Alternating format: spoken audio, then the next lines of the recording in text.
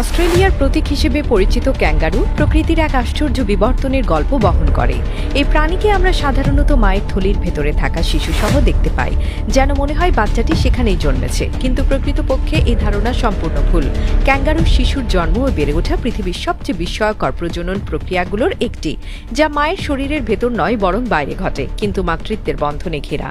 ক্যাঙ্গারুদের অন্তর্ভুক্ত করা হয় মার্সুপিয়াল নামের স্তন্যপায়ী প্রাণী শ্রেণীতে, যাদের বৈশিষ্ট্য হল বিশেষ এক থলি বা পাউচ, যেখানে সন্তান জন্মের পর আশ্রয় পায়, কিন্তু জন্মের মুহূর্তে শিশুটি পাউচে নয়, আসে মায়ের জন্মনালীর মধ্য দিয়ে, যেমন অন্য স্তন্যপায়ীদের ক্ষেত্রেও ঘটে। পার্থক্য হলো সেই নবজাতকের আকৃতি এতটাই ছোট যে প্রায় একটি আঙুরের সমান। এই অবস্থায় তার চোখ বন্ধ, শরীর অর্ধগঠিত এবং পা এত দুর্বল যে নিজে থেকে হাঁটাও অসম্ভব।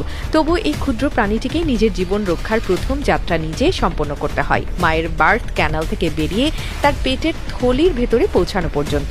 এই যাত্রাটি প্রকৃতির বিস্ময়। জন্মের পরপরই সেই ক্ষুদ্র বাচ্চাটি মায়ের শরীরে থাকা লোম আঁকড়ে ধরে প্রায় 1 ইঞ্চি প্রতি মিনিটে গতিতে ধীরে ধীরে পেটের দিকে ওঠে। সেখানে পৌঁছানোর পর সে খুঁজে নেয় পাউচের প্রবেশদ্বার, যা এক প্রকার উষ্ণ সুরক্ষিত গুহার মতো। এই থলির ভেতরেই আছে মায়ের দুধের বিশেষ গ্রন্থি বা নিপল, যা শিশুর মুখের সাথে আটকে যায়। একবার শিশুটি এটি পেয়ে গেলে মায়ের শরীর থেকেই ক্রমাগত পুষ্টি পেতে থাকে, যেন এটি এক জীবন্ত ইনকিউবেটর।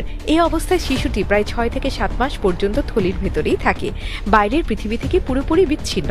এই সময় তার চোখ খুলতে শুরু করে, শরীর গঠন সম্পূর্ণ হয় আর পেশিগুলো শক্ত হয়। মজার ব্যাপার হলো মায়ের দুধও সময়ের সাথে পরিবর্তিত হয়। শিশুর বয়স ও প্রয়োজন অনুযায়ী দুধের পুষ্টিগুণ বদলে যায়। প্রাথমিক পর্যায়ে এটি পাতলা ও শক্তিবর্ধক হয়, পরে হয় ঘন ও প্রোটিন সমৃদ্ধ।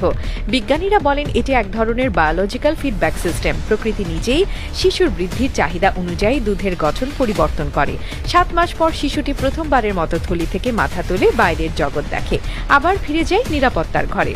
আরও কয়েক মাস পর সে পুরোপুরি থলি ছেড়ে বাইরে আসতে শুরু করে, কিন্তু মায়ের কাছ থেকে দূরে যায় না, এখনও দুধের উপর নির্ভরশীল থাকে। এই ধীর ধাপে ধাপে বেড়ে ওঠার প্রক্রিয়া ক্যাঙ্গারু টিকে থাকার অন্যতম রহস্য। কারণ কঠিন অস্ট্রেলিয়ান প্রান্তরে, যেখানে আবহাওয়া অনিশ্চিত, খাদ্যাভাব চিরস্থায়ী, এই প্রজনন প্রক্রিয়া মায়েদের দেয় এক ধরনের নিয়ন্ত্রণ। যদি পরিবেশ অনুকূল না হয়, মায়েরা গর্ভে থাকা ভ্রূণের বৃদ্ধি থামিয়ে দিতে পারে যতক্ষণ না পরিস্থিতি নিরাপদ হয়। একে বলা হয় এমব্রিয়নিক ডায়াপজ, প্রকৃতির অবিশ্বাস্য অভিযোজন কৌশল। ক্যাঙ্গারুর জন্ম কেবল জীববিজ্ঞানের ঘটনা নয়, এটি প্রকৃতির মায়া ও অভিযোজনের নিখুঁত সমন্বয়। থলির ভেতর লুকিয়ে থাকা শিশুটি আসলে প্রকৃতির কাছে এক জীবন্ত প্রতীক। অসুরক্ষিত অবস্থায়ও জীবন কিভাবে নিজের পথ খুঁজে নেয়, মায়ের ভালোবাসা ও জীবনের প্রবল ইচ্ছাশক্তিতে।